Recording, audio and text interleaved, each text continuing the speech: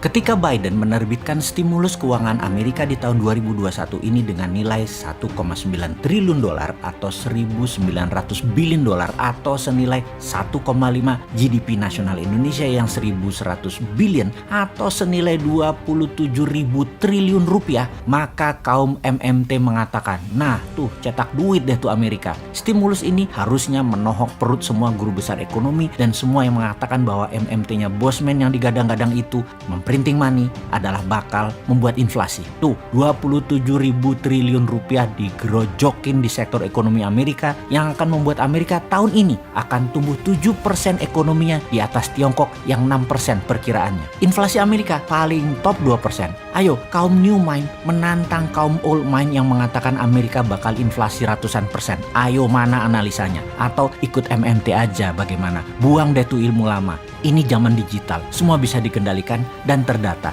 Kita harusnya mulai dari sana, digitalisasi ekonomi. Kembali ke growth Amerika 7% tahun ini. Ingat 7% dari GDP per kapita Amerika yang 56.000 dolar itu loh ya, bukan 7% dari GDP per kapita negara seperti Indonesia yang hanya 4.100 dolar. Bayangkan tumbuh 7% dari 56.000 dolar adalah 3.900-an dolar naiknya, sama dengan GDP per kapita Indonesia naiknya. Kalau Indonesia naiknya segitu, hampir 100%, itu baru bernegara namanya. Tahun lalu Indonesia itu minus 2%, tahun 2021 ini diperkirakan naik 4% plus. Namun saya mungkin memprediksi 3%-an kayaknya realistiknya. 3% naik minus 2% tahun lalu, ya baru naik 1%. Selama 7 tahun kabinet kita saat ini GDP per kapita hanya tumbuh 20%.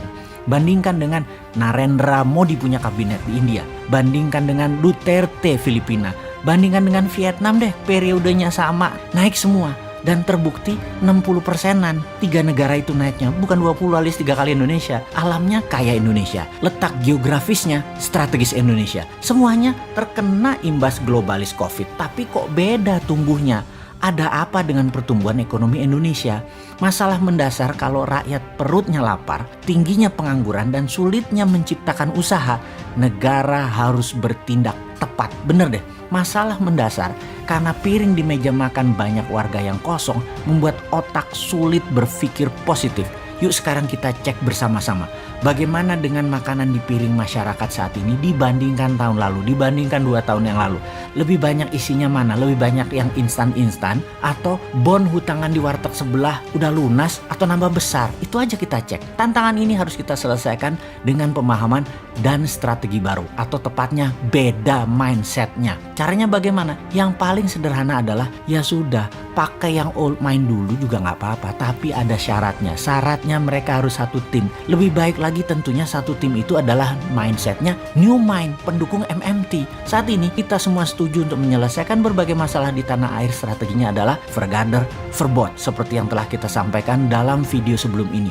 Tujuannya sentralisasi kekuatan dan gebuk yang tidak kooperatif. Sentralisasi kekuatan dan menjadi otoritarian bagi saya tidak jelek-jelek amat. Erdogan juga begitu, Xi Jinping juga begitu, Lee Kuan Yew juga begitu. Saya setuju. Oke, namun perlu diingat, apapun bentuk cara kelola negaranya, maka harus didukung dengan putra-putri terbaik yang menjalankan tugasnya. Kalau mengukur KPI, prestasi indeks yang dipakai di pejabatnya, maka semua pasti berjalan baik. Seperti Singapura deh misalnya. Kalau sebaliknya, sudah sentralisasi, otoritarian yang dipakai orang yang manut dan dekat saja dengan indeks prestasi rendah, tapi tetap dipertahankan. Ini berbahaya kalau bernegara kayak gini. Bubrah semua. Harus berani memakai mereka yang punya ide dan prestasi cemerlang. Banyak saudara sebangsa yang cemerlang otaknya dan prestasinya. Pakai mereka itu yang saat ini menjadi pejabat atau menteri pemain utama Liga Menteri Kabinet Urusan Ekonomi. Sudah masanya lengser 100%. Saya teringat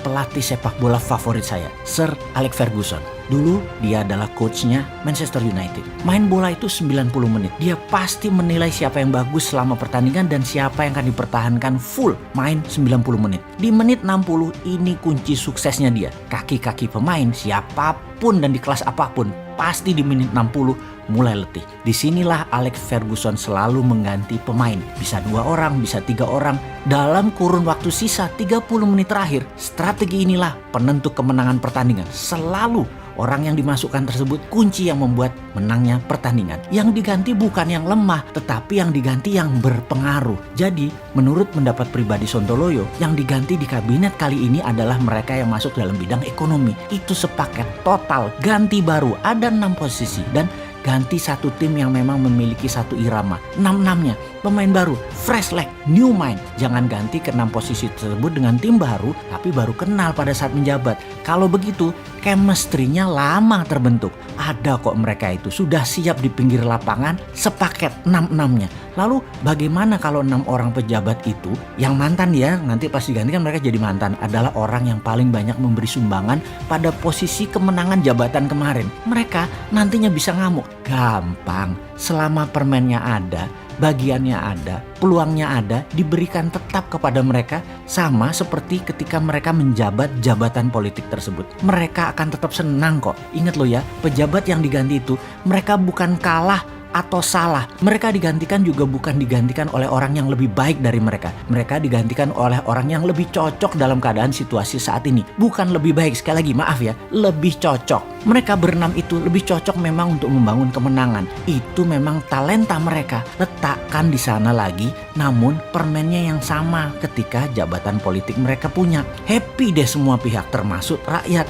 karena ekonominya tumbuh beneran 7% dalam 3 tahun ke depan ini per tahunnya. Gitu aja kok repot sih.